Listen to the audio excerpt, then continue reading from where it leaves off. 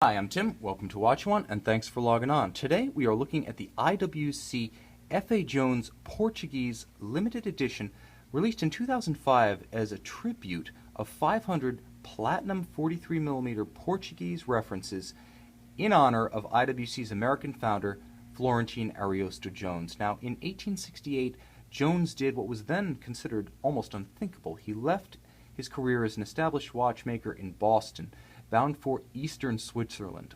Well, he'd found that the western portion, the Francophone section, was rather cloistered, unreceptive to his ideas about new styles of watch production and new markets. He found a receptive and skilled workforce in the East, and he brought his watchmaking insights to Schaffhausen, founding International Watch Company in 1868. And although the firm has passed through multiple hands since then, the company has never forgotten its gratitude towards its American founder and the insights and the ingenuity that he brought to the table, which is why I'm starting this review on the back side of the watch.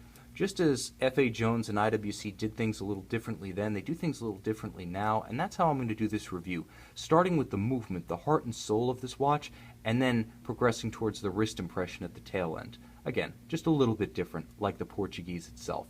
Now, Jones was by trade a pocket watchmaker. The wristwatch was still decades from its emergence, so what Jones brought to Schaffhausen was his knowledge of American pocket watch architecture, and the Jones calibers were distinctive even in their day, starting with the famed Jones Arrow Index.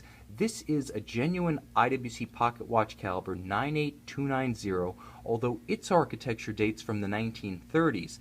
It's been restyled and specially customized to resemble those calibers designed and built by F.A Jones during the 1860s and 70s. And that Jones Index, that Jones Arrow, is the highlight and the centerpiece, radiating outward to an extraordinary length for precise adjustment of that huge 18,000 vibration per hour balance.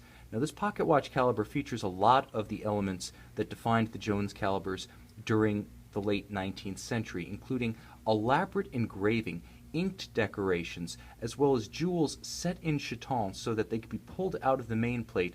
These chatons are like little separate cradles that hold the jewels so that they could be removed from the plates, and in this case the three-quarter bridge, without damaging the bridge itself. Moreover, everything about this is simplicity itself. You can see the power transmission from the crown to the crown wheel, to the ratchet wheel atop the mainspring barrel, the click holding the barrel in place from running backwards due to spring tension, the barrel transmitting its energy through the center wheel, the third wheel, the fourth wheel, and then that toothed escapement wheel through the pallet into that huge pulsating balance wheel. It's a case study in simplicity, just like most pocket watch movements are, and you can see everything from the gorgeous engraving of this Jones caliber style 98290 to the tight perlage pattern of its base plate. It keeps no secrets, and it tells the story of IWC's pocket watch heritage beautifully, a worthy tribute to F.A Jones and the tradition that he launched. Now, turning the watch over, you can see that it's equally emblematic of the Portuguese, a more recent IWC innovation, though not much more recent. Just as the pocket watch defined IWC in the 19th century, the Portuguese was one of the defining models of IWC in the 20th century. Originally built in 1939 as a prototype for the company's Portuguese importers, the idea was to take the precision of a pocket watch movement, then the product of hundreds of years of refinement, take that precision and put it in the new wristwatch format, which had become stylish by the late 1930s and dominant over the wristwatch. But the problem was that the wristwatch calibers at the time, increasingly compact to fit the taste for watches that were around 30, 31, 32 millimeters in diameter, the wristwatch calibers just weren't as accurate as the pocket watch movements. So the Portuguese importers, Teixeira and Rodriguez, implored IWC to build a wristwatch big enough to fit an IWC caliber 74 pocket watch movement, and they did. But it came out to a little over 42 millimeters in diameter, a monster by the standards of the time, big enough to house one of the contemporary men's dress watches, which were then between 30 and 33 millimeters in diameter. You could fit one of those in a Portuguese case. But you can see on my wrist, although it is huge, this is a 43 millimeter men's dress watch.